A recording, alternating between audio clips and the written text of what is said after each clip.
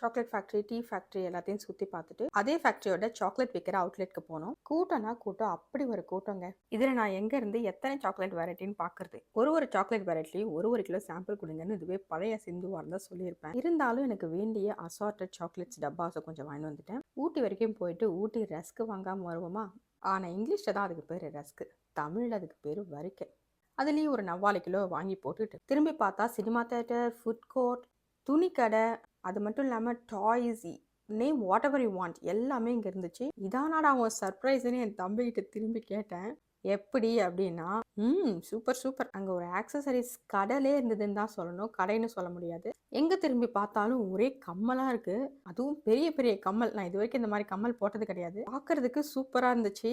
எனக்கு பிடிக்கிற மாதிரி சின்ன சின்ன கம்மல் இருக்குமான்னு கஷ்டப்பட்டு தேடி பார்த்து எனக்கு பிடிச்சதை வாங்கிட்டு வந்தேன். அப்படியே இந்த மாலை ஒரு ஃபுல் ரவுண்ட் அடிச்சுட்டு ஊட்டி மலையிலேருந்து இறங்க வேண்டியது தான். Next stop Kodanad.